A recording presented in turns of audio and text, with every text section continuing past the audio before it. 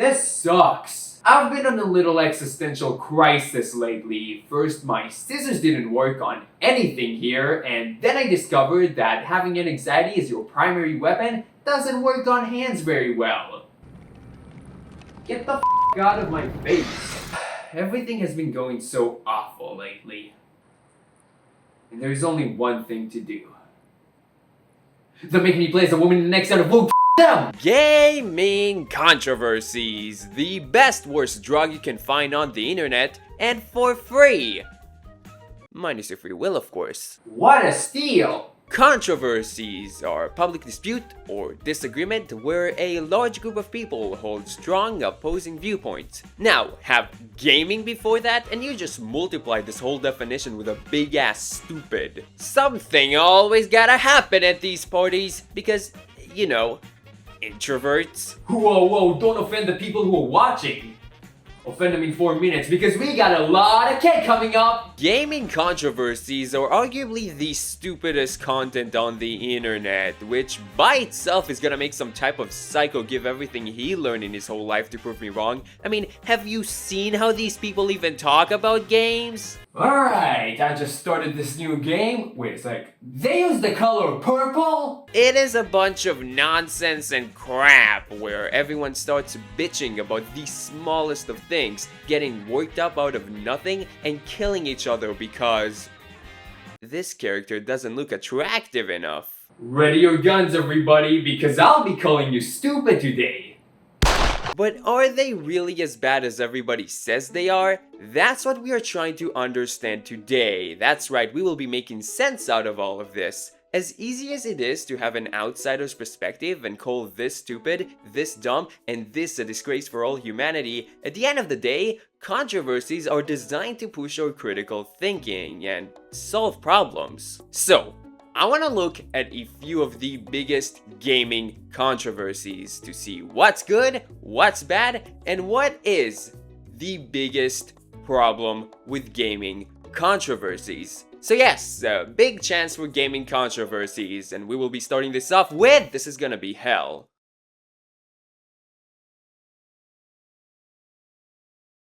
DEI. We are starting out hard in the release of Silksong here. Diversity, equity, inclusion, and gender identity. Satan's favorite words, am I right? Game developers have been changing over the past years, and instead of having big male masculine characters like in the 2000s, all we have now is aliens. It is argued that developers, especially in the West, aren't trying to make exciting, engaging, and fun games anymore, and rather try to push certain political views. Basically what that means is that developers will deliberately make characters less attractive and fit anti-beauty standards, including unfitting races and genders or just mentioning anything related to LGBTQ. Example of this can be as simple as changing a character with a different gender from a long-running series like God of War Laufey or Ratchet & Clank, or Spider-Man 2 having a side mission with a gay guy and another one when you control the depth character. And in Spider-Man 3, we'll go blind.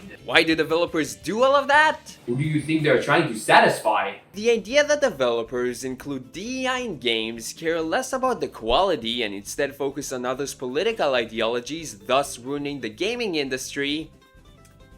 Yeah, I see why that will make sense to you. People really hate when you put such big changes into their favorite franchise. They hate when the main character isn't attractive enough. They hate the use of something like gender pronouns and characters giving them lessons about what are the best ways to think politically. But it's mostly about the fact that these developers are abandoning their fan base, which, yeah, kinda sucks if you're one of them. But if they are not chasing their fan base, what type of audience are they chasing? Just makes you ask, who wants this? What? From the 2024 GLAAD Gaming Report, 1 in 5 gamers consider themselves LGBTQ+. And yeah, I really don't think I'm the only one who was shocked about this. I thought all of us were beings. Okay, well, there is a problem with this report. Considering people gamers in this day and age can mean a lot of different things. LGBTQ plus gamers could just be people who play Candy Crush on their phones, and if that's the case, yeah, then this means nothing and companies are really chasing after an audience that doesn't exist. But when looking at how many copies these games sold, not all of them are complete flops. In fact, they sell pretty okay. Now, you might argue they would sell even better if they didn't include DEI. And I mean, like, yeah, you'd probably be right. All of this is cool and all, but what do I think? That's right, because we gotta have the opinion of a dumbass YouTuber that was born after Super Mario Galaxy 2. Gotta have that. For most of what it comes down to with DEI, I don't really care. Historical accuracy, for example, is something I never gave a damn about. They could have changed the main character in Assassin's Creed Shadows to blue for what it's worth to me. I do know Japan really hated what they did with that game. Kinda makes you realize the power you have. GTA 6 just came out yesterday.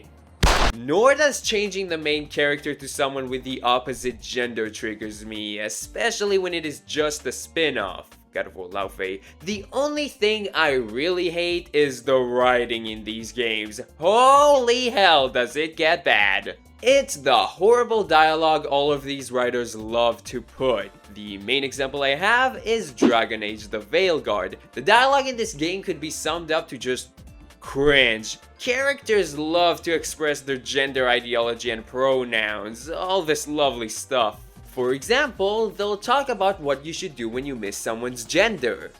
Do push-ups. Characters talk like teachers in a classroom, and it is implemented in such a way where it just makes you feel uncomfortable. Like, why are we talking about this?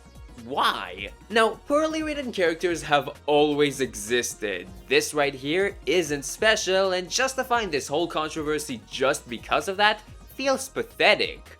Now, for characters not being attractive enough is on a whole other level. I can't see his ass in this game! The final DEI implementation is how characters are made to look a whole lot uglier. This straight up deserves its own section in the video, because if we go to the other extreme, we are gonna see yet another controversy, which is the exact opposite. The hypersexualization, making characters look like OnlyFans models. The options are looking... well, they're definitely looking alright. The so-called DEI characters, which, by the way, almost all of the examples in both extremes are always female, makes you wonder why. The criticism that they get is that they look intentionally unattractive. They look plain, muscular, and hyper-realistic. I mean, they literally take their actresses and uglify them. Not gonna lie, this is pretty harsh. Those who do enjoy those characters argue that people are too fucking horny. Attractive characters are only seen as objects to most men, and make these games exclusive for them. You can't do that for women. To truly welcome them, you have to show true diversity and reflect on the real world with all of the shit that comes with that. It has been months since I've been into the real world. When we look at the other side of the table, the criticism for hypersexualized characters can be summed up to she's pretty much a doll, no? This started when Stellar Blade came out in 2024, exploding the internet with a bunch of millennials. It all started with IGN France calling out on Eve, its protagonist, saying whoever drew her had never seen a real woman.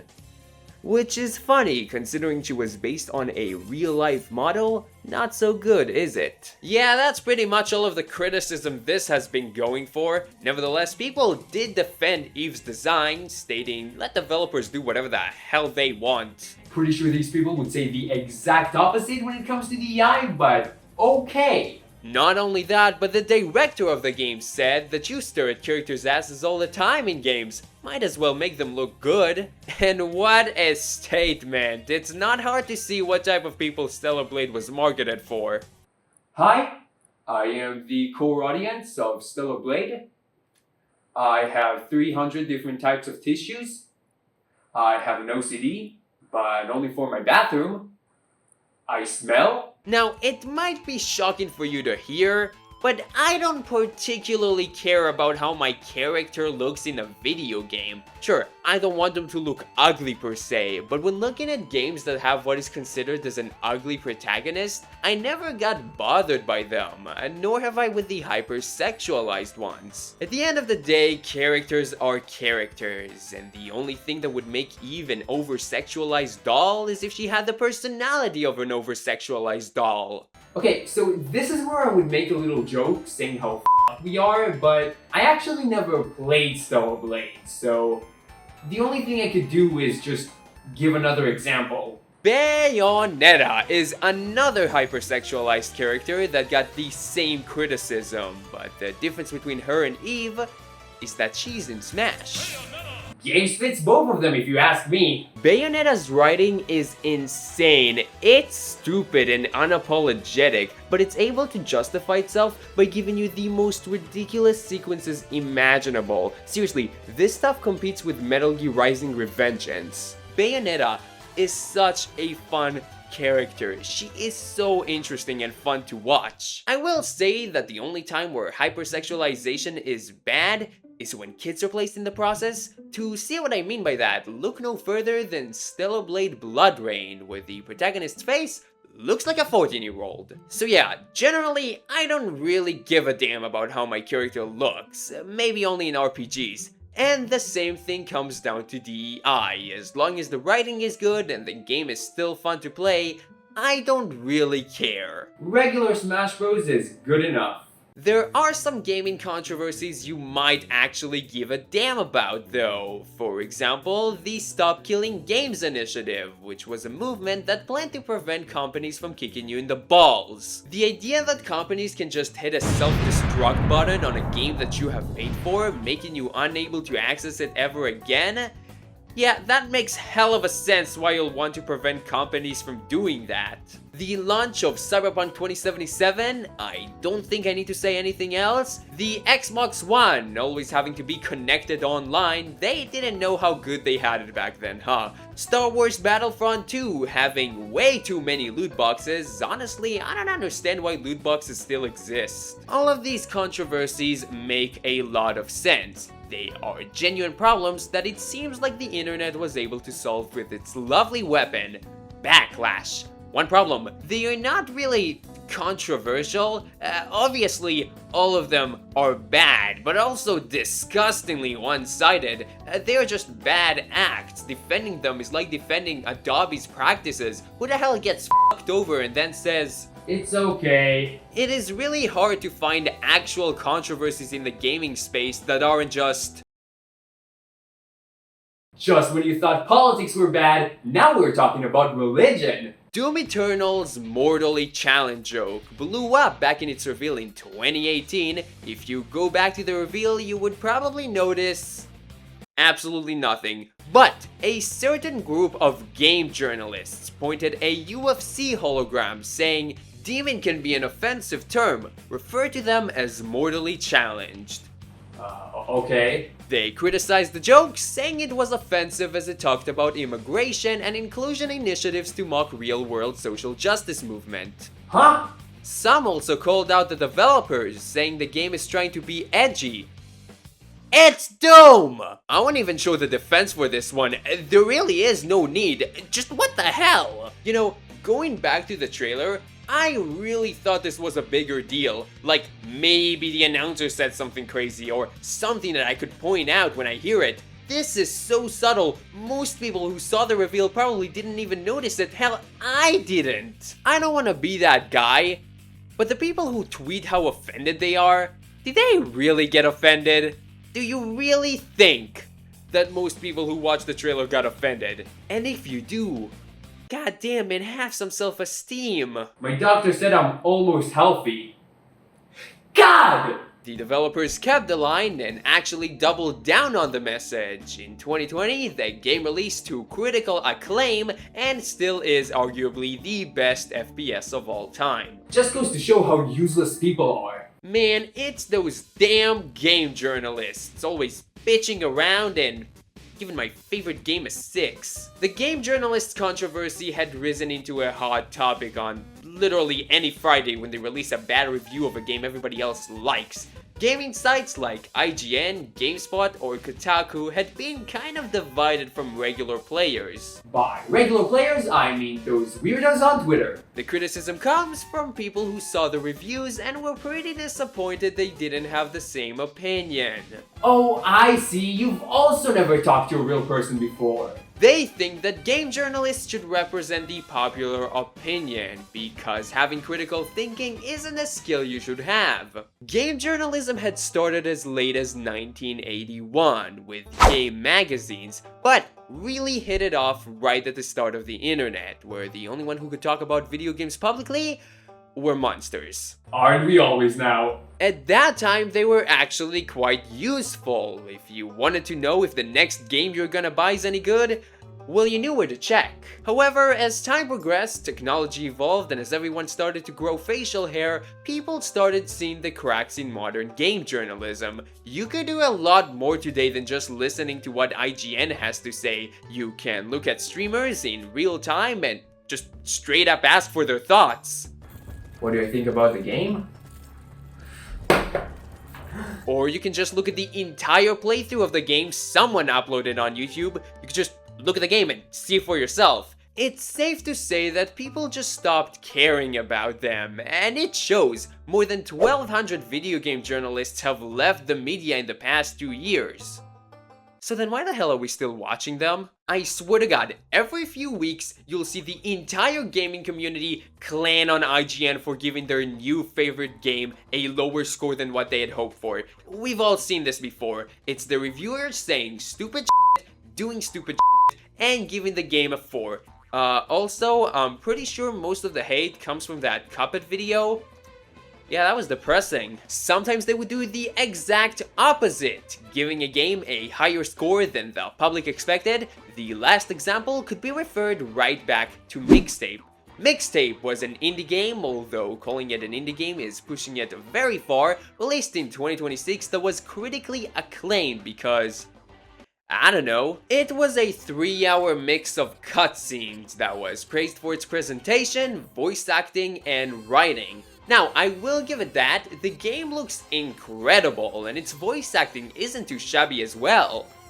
Its dialogue f***ing sucks. It doesn't take too long to realize that whoever wrote those lines, oh, I don't know what he was on, but let's just say if you ever find yourself dead or in prison, you know what to look for. I've got it. Cringe doesn't even comprehend this monstrosity. This game loves saying stupid bullshit while taking itself like this is how everybody was talking in the 90s or 2000s. Granted, I wasn't in any of those times, but I don't think the writer was either. Game journalists f***ing loved this game. They gave it 10 out of 10s across the board, and on Metacritic, the game currently is sitting at an 86. Okay. I will mention that criticism for this game was from people who called it a movie game. Guys, cutscene heavy games like these have existed for years. Metal Gear Solid 4 has half of its runtime being spent on cutscenes. This is not the first time. Anyway, while game journalists continue to disappear, I still think they have a place in this space. Unlike most people, I do not see them as a collective representative of the people's thoughts. It just can't work like this. Game journalists are just people with voices, just like me and you. At the end of the day, listening to IGN is like listening to a regular YouTuber who reviews games. Except, well, there is one problem.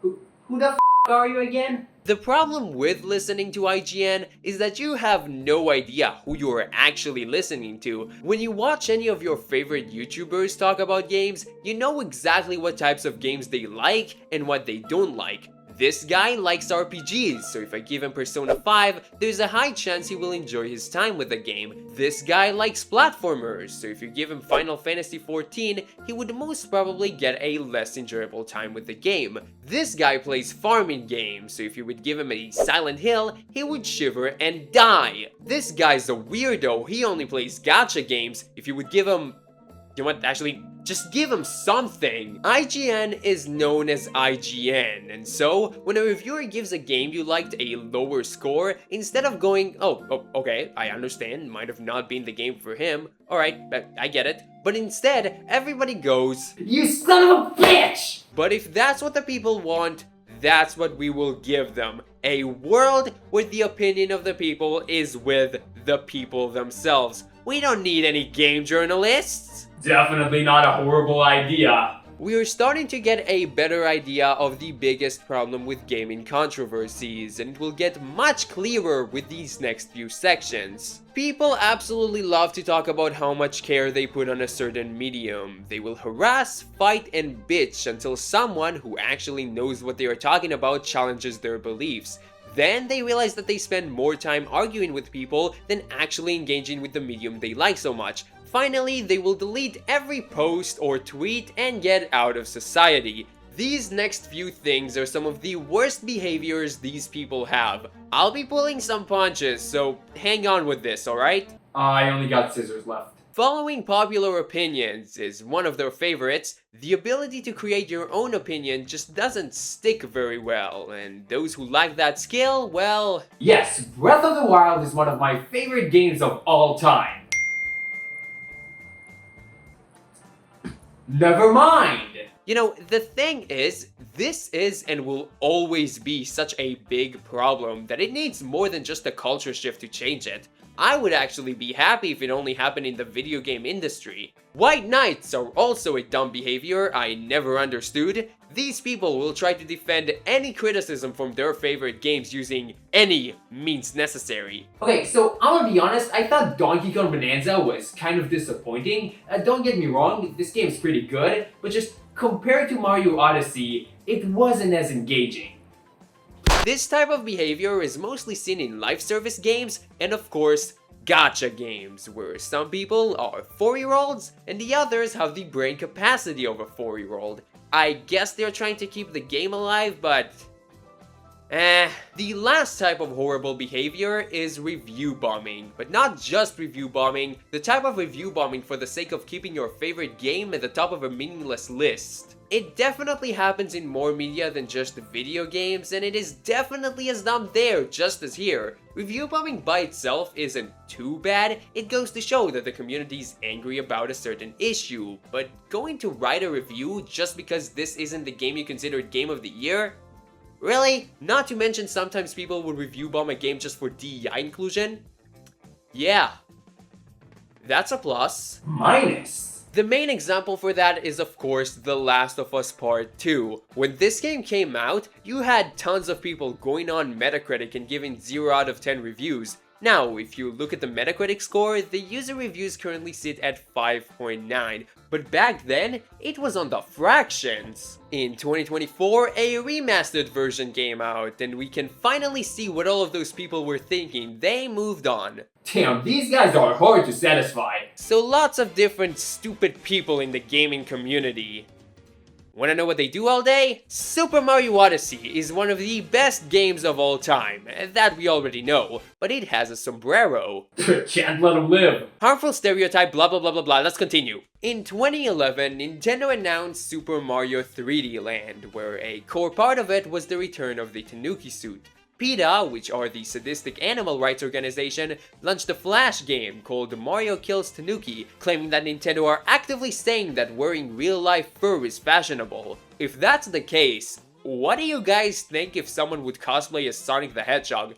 Hell, what do you think about all furries? Sadistic indeed. And as we know, people absolutely love looking at characters' asses. 2016's Overwatch took the world by storm, as it was Blizzard who made a TF2 ripoff. Oh, and it was also pretty good. Tracer, one of the characters in the game, had an interesting pose that some people claimed it over-sexualized her and didn't fit her personality. Blizzard agreed and they switched the pose. People got mad yet again, but this time it was for censorship. See, I wanted to make a joke about the fact that if Blizzard were Eastern, things would be different, but I could literally just say Marvel rivals. Mass Effect, an action RPG released in 2007, was one of the most critically acclaimed games at the time. The game's praise came from its interactability. As you go along, the game will present choices that influence the story. Not all of them did though, some also influenced your relationship with the characters, and yes,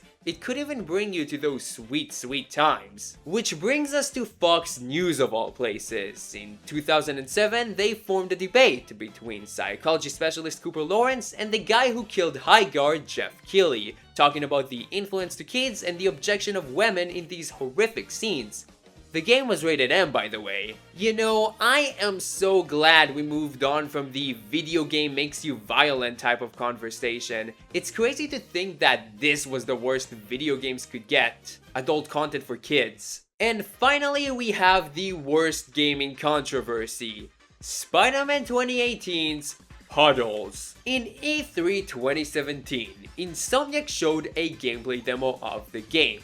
It looked great, played great. Anyway, fast forward to the release of the game, and some noticed that the huge puddles were gone and were replaced with smaller puddles. This was huge, like downright massive. So many people felt betrayal. They called this a downgraded scam. They were death-threatening Insomniac if they didn't give them any explanations. Some people even analyzed the pixel density of the water. Guys, it's just puddles! And even if there was a downgrade, it's not like you could ever notice it. This right here is the endpoint for gaming controversies. This is the worst of the worst. And it also shows the biggest problem with gaming controversies. They don't talk about the games! From DEI inclusion to Tracer's ass to Spider-Man's puddles, the gaming community had been spouting out everything but how the game plays. People complaining about the most nothingness of things. They won't stop. Just how? How are you able to come up with the most hyenas crap on the planet? Oh wait, maybe it's because they didn't play the damn games! It's satire. It's gotta be satire. I swear to God, if these people were actually playing the game, I am sure they wouldn't have been complaining about the stuff. They wouldn't have the time for that. Cooper, have you even played Mass Effect? Oh, you didn't? Well, no, it's an act, I swear. These people are mad because they want to be mad. Why else would they be here talking about puddles if they would actually play the damn game? Why else would these people care? Do these people even care? You know, I feel as if we have been mischaracterizing Twitter users. The idea that an average guy who writes this type of stuff is some 40-year-old loner who will never get a job nor people to talk to and bangs on the table every time he sees someone with a different worldview doesn't exist as much as we think. Granted, I still think they exist, but not on the meme level. At the end of the day, it doesn't take so much to just go on Twitter and type, "I'm going to kill you." The people who do that stay past their bedtime for an hour or so going, stupid. The only people who do care about gaming controversies are those who publicly talk about them for 30 minutes.